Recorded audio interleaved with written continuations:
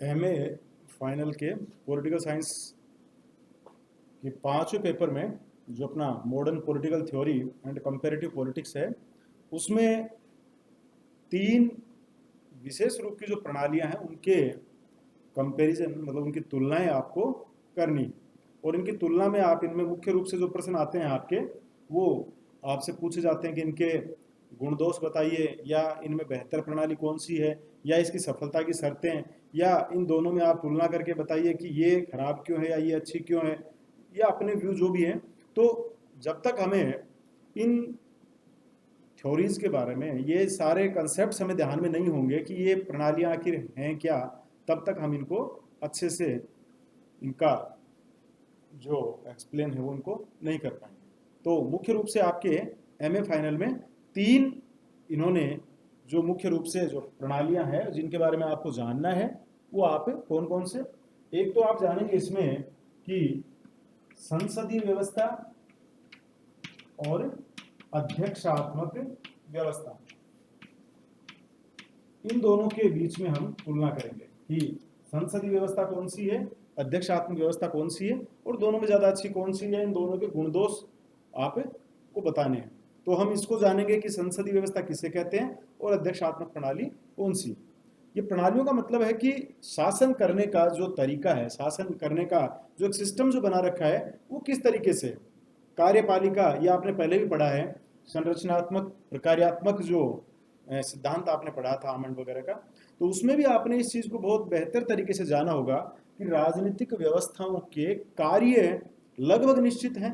व्यवस्थापिका संबंधी, कार्यपालिका, न्यायपालिका, ये सारे कार्य फिक्स है। अंतर इस चीज का है कि हर व्यवस्था ने अपने तरीके या अपने जो इन फंक्शंस को करने वाली जो एजेंसीज है, जो संस्थाएं हैं, वो उनमें भिन्न भिन्न हो सकती है।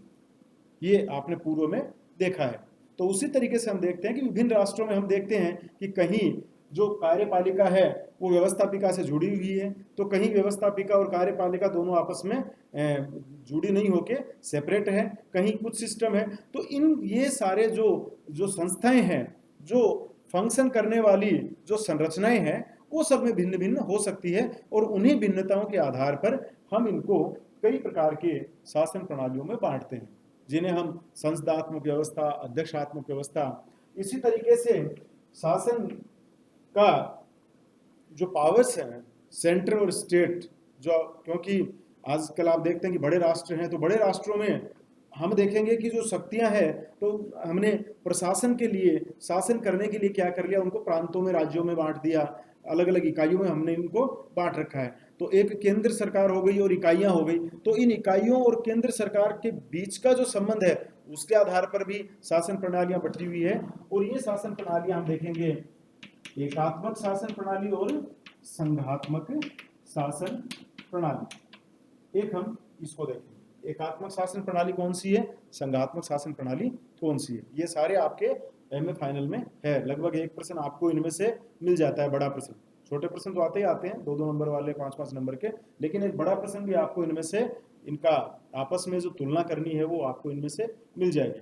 तीसरी जो बात हम करते हैं इसमें, वो आती है आपके प्रजातंत्र बनाम तानाशाही। डेमोक्रेसी क्या है, डेमोक्रेसी के रूप क्या है, डेमोक्रेसी के गुण क्या क्या है, डेमोक्रेसी की सफलता की शर्तें क्या क्या है, कहाँ प्रजातंत्र सफल हो सकता है। क्योंकि ये देखिए, ये हमने पहले भी इसमें देखा है, आपने इससे पूर्व बीए पार्ट 3 में मिल को भी पढ़ा है, तो उसने बताया था कि शासन व्यवस्थाएं वगैरह ये वहाँ के परिस्थितियों, वहाँ की जनता, वहाँ के जो स्थितियां हैं उस पर डिपेंड करती है कि किस समाज में कौन सी व्यवस्था बेहतर कार्य या उसका अपना रिजल्ट दे सकती है। तो इस आधार पे विभिन्न व्यवस्थाओं में आप देखेंगे कि अलग अलग सिस्टम हमें मिलेंगे। तो प्रजातंत्र और तानाशाही जो डिक्टेटरशिप है, उसमें हम देखेंगे कि इन दोनों में क्या अंतर है और किस तरीके से इन दोनों में बेहतर प्रणाली कौन सी है। और एक प्रश्न इसमें आपसे ये पूछते हैं कई बार 10 नंबर का, कि क्या तानाशाही प्रजातंत्र का विकल्प हो सकती है। तो इसमें आप अपने व्यूज है वो बताएंगे, जिनको हम आगे जो वीडियोस बनाएंगे उनमें इसके ऊपर चर्चा करेंगे। तो हमारे नेक्स्ट जो एमए फाइनल का जो हमारा सिलेबस है, फर्स्ट पेपर ए सेक्शन के बाद का जो, तो उसमें ये 3 प्रणालियां आपको समझनी है जिन पर हम बात करेंगे। इससे पहले काफ़ी आपको PDF वगैरह डाल दिए गए हैं, उनको भी आप देख लीजिए। उनको अब अपन थोड़ा क्लियर भी करना शुरू कर देते हैं। तो यहाँ आज हम जो बात कर रहे हैं वो बात करेंगे सबसे पहले संसदीय व्यवस्था और अध्यक्षात्मक व्यवस्था, संसदात्मक शासन प्रणाली और अध्यक्षात्मक शासन प्रणाली। तो सबसे पहले हम देखते हैं कि संसदात्मक जो शासन प्रणाली है, संसदीय सरकार जो जिसे आप कहते हैं, ये क्या है? संसदात्मक शासन प्रणाली। तो संसदात्मक शासन प्रणाली को समझने के लिए आपको ये देखिए, ये दोनों, चूंकि न्यायपालिका है वो तो अपने आप में एक स्वतंत्र निकाय है। न्यायपालिका संविधान की रक्षा के लिए है, लोगों को न्याय देने के लिए। अब दो जो अंग बसते हैं सरकार के, इन दो अंगों के मध्य जो आपसी संबंध है उसके आधार पर हम इनको संसदीय और अध्यक्षात्मक प्रणाली के रूप में विभाजित करते हैं। एक वह व्यवस्था है जहां व्यवस्थापिका अपना सेपरेट स्थिति में है और कार्यपालिका अपना सेपरेट स्थिति में है, जिसे हम अध्यक्षात्मक के नाम से जानते हैं। दूसरी वो व्यवस्था है जिसमें ये मान लीजिए जब व्यवस्थापिका है या संसद जिसे आप कहते हैं भारत में, ठीक है। अब इस व्यवस्थापिका में से ही यदि कार्यपालिका का निर्माण हो, व्यवस्थापिका के अंदर से ही कार्यपालिका का निर्माण होता है, अर्थात व्यवस्थापिका के सदस्यों में से ही जब कार्यपालिका बनती है, उस स्थिति में अर्थात यहाँ व्यवस्थापिका सर्वोपरि है, उसी में से क्या निकली है? कार्यपालिका निकली है, उसी के सदस्य कार्यपालिका का निर्माण करते हैं। जहां ये व्यवस्था है उसे हम कहते हैं संसदात्मक सरकार। इस व्यवस्था में कई चीजें हम देखते हैं। इस व्यवस्था में सबसे बड़ी चीज ये है कि कार्यपालिका जो है, ये कार्यपालिका व्यवस्थापिका के प्रति उत्तरदायी रहती है, ठीक है। व्यवस्थापिका के उत्तरदायी का मतलब कि ये इस व्यवस्थापिका की पूरी तरीके से नियंत्रण, जो कंट्रोलिंग है वो किसके ऊपर रहती है? कार्यपालिका के ऊपर रहती है। यहां आप देखेंगे कि कार्यपालिका को शासन करने का अधिकार तब तक रहेगा जब तक उसे व्यवस्थापिका में विश्वास या बहुमत प्राप्त है, विश्वास जब तक उसे मिला हुआ है। जिस दिन उसे विश्वास मत आप देखेंगे कि उसके प्रति या अविश्वास प्रस्ताव यदि पारित कर देती है व्यवस्थापिका, उसे लगता है कि कार्यपालिका उसकी नीतियों के अनुरूप कार्य नहीं कर रही है, जैसा उनका उद्देश्य था उसके अनुरूप कार्य नहीं कर रही है, ऐसी स्थिति में यदि व्यवस्थापिका अविश्वास प्रस्ताव पारित कर देती है तो यहाँ कार्यपालिका अपने आप, वो कार्यपालिका वहां से समाप्त होगी, फिर वही नए चुनाव वगैरह होंगे। तो ऐसी जो व्यवस्था है, इस व्यवस्था जिसमें, और यहाँ एक चीज विशेष रूप से आप ये भी ध्यान रखिए कि यहाँ एक जो कंपल्सरी चीज आपको मिलेगी वो ये मिलेगी कि इस कार्यपालिका में ये जो मंत्रिमंडल बनेगा, कार्यपालिका का मतलब यहाँ मंत्रिमंडल से प्रधानमंत्री और मंत्रिमंडल जो है, या इसको हम कार्यपालिका संसदीय व्यवस्था में कहते हैं। तो प्रधानमंत्री या मंत्रिमंडल जो बनेगा जिसमें प्रधानमंत्री सहित, ठीक है, प्रधानमंत्री क्या होता है कि एक तरीके से आप कह सकते हैं कि उस मंत्रिमंडल में उन समकक्षों में प्रथम है, ठीक है, समकक्षों में प्रथम है, जो राष्ट्राध्यक्ष से विचार विमर्श करके या राष्ट्राध्यक्ष को विभिन्न मंत्रियों की नियुक्ति करता है अपने दल में से। तो अपन उसको थोड़ा डिटेल से और देखेंगे कि किस प्रकार से यहाँ भी इसको आप थोड़ा सा बिल्कुल क्लियर कर लीजिए कि संसद में बहुमत जिसको मिलता है, और ये बहुमत संसद में किसको अपन देखेंगे? संसद में प्रायः संसद एक सदन संसद भी हो सकती है, द्विसदनीय भी हो सकती है, लेकिन अपन यदि संसदीय व्यवस्था के जो बेहतरीन एग्जाम्पल हम लेते हैं, जिनमें भारत का उदाहरण है संसदीय व्यवस्था में, और दूसरा हम जो उदाहरण लेते हैं वो ब्रिटेन का उदाहरण लेते हैं, इन दोनों का उदाहरण लेकर हम संसदीय व्यवस्था को आप संसदात्मक सरकार को समझिए। ये दोनों टॉप, जिन्हें आप कह सकते हैं कि एक आइडियल मॉडल जो है, ये दोनों ही शासन प्रणालियां इसकी टॉप आइडियल मॉडल है। तो इनको ध्यान में रखते हुए आप इसको समझिए। तो यहाँ संसद का बहुमत प्राप्त जो दल है, इसका अर्थ समझिए आप कि संसद द्विसदनात्मक है, और जहां द्विसदनात्मक है वहां पे आप देखिए एक निम्न सदन होता है और एक उच्च सदन होता है। जैसे भारत में निम्न सदन लोकसभा है, तो ये निम्न सदन होता है, ये प्रायः क्या कहलाता है? ये लोकप्रिय सदन कहलाता है। हमारे यहाँ लोकसभा है, लोकप्रिय सदन कहलाती है, वैसे ही ब्रिटेन में हाउस ऑफ कॉमन्स जो कॉमन सभा है वो लोकप्रिय सदन कहलाती है। तो यहाँ जो हम बात करेंगे वो यहाँ हम द्वितीय सदन की बात नहीं कर रहे हैं, हम किसकी बात कर रहे हैं?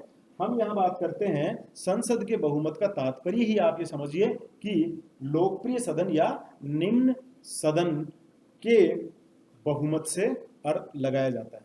निम्न सदन जो लोकप्रिय सदन होता है जिसमें जनता के चुने हुए प्रतिनिधि होते हैं, क्योंकि प्रजातंत्र का बेहतरीन स्वरूप है तो निश्चित रूप से जो जनता के चुने हुए प्रतिनिधि हैं वो निम्न सदन में हैं।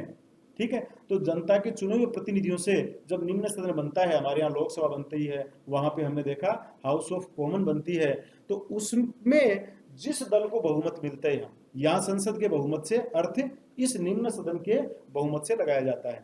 इसमें जिस दल को बहुमत मिलता है उस दल को अपनी कार्यपालिका या अपना मंत्रिमंडल गठित करना होता है। ठीक है, तो यहां सीधा सा समझ लेना आप इसको कि व्यवस्थापिका का अर्थ कहां क्या है। यहां संसद का अर्थ सीधा सा किससे लिया गया है?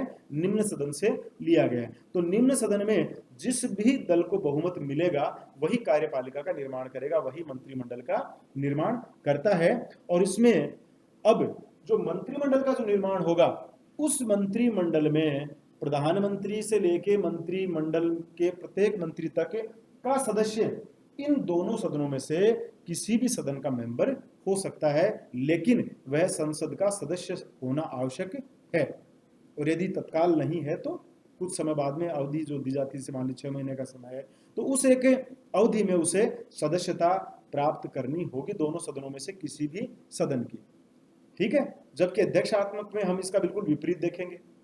अध्यक्षात्मक में हम देखेंगे कि जब मंत्रिमंडल का गठन होगा तो वो कार्यपालिका और व्यवस्थापिका के दोनों के मेंबर नहीं होंगे, लेकिन यहां हम देखते हैं कि इस संसदीय व्यवस्था के अंदर, संसदात्मक शासन व्यवस्था के अंतर्गत व्यक्ति दोनों सदनों में से किसी एक सदन का सदस्य होना आवश्यक है, वही व्यक्ति मंत्रिमंडल में शामिल होगा, प्रधानमंत्री बनेगा या मंत्री बनेगा।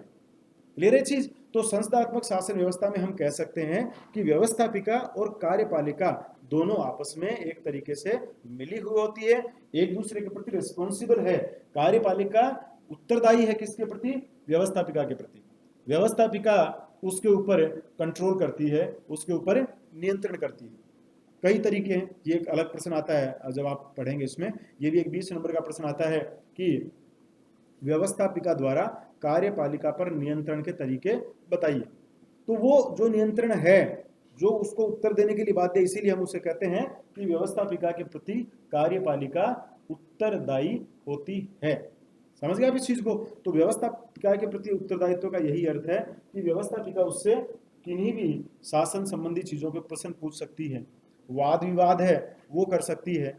व्यवस्थापिका किसी मंत्री संबंधित किसी मामले की जांच समिति बैठा सकती है, जांच आयोग है वो बैठा सकती है।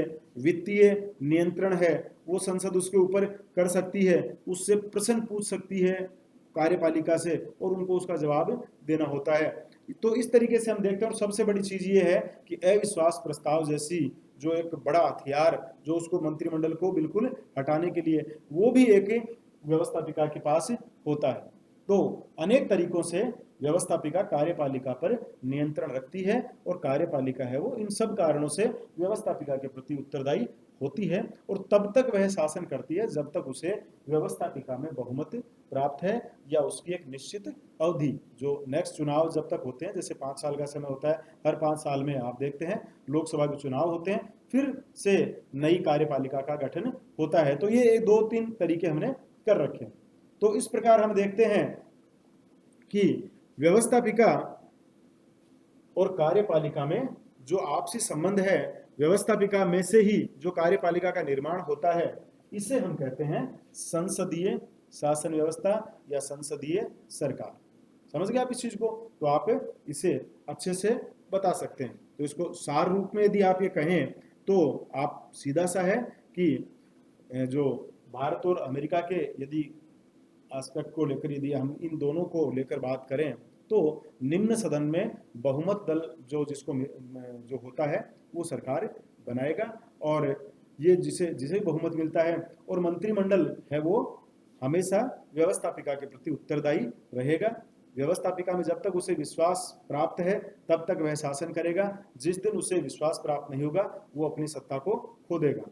ठीक है, इसी प्रकार से और इसमें जो नियुक्ति होती है ये आपको ध्यान में ही है कि जैसे भारत में यदि हम बात करें तो इनकी नियुक्ति राष्ट्रपति द्वारा की जाती है, मंत्रिमंडल के सदस्यों की जो प्रधानमंत्री की सलाह से। और यदि हम बात करें ब्रिटेन की, तो ब्रिटेन में यह कार्य राष्ट्रपति के स्थान पर सम्राट करता है। कहने का मतलब यह है कि राष्ट्राध्यक्ष द्वारा यह कार्य संचालित किया जाता है और वो निम्न सदन में जो जिस दल को बहुमत है उसे शासन के लिए वह आमंत्रित करता है।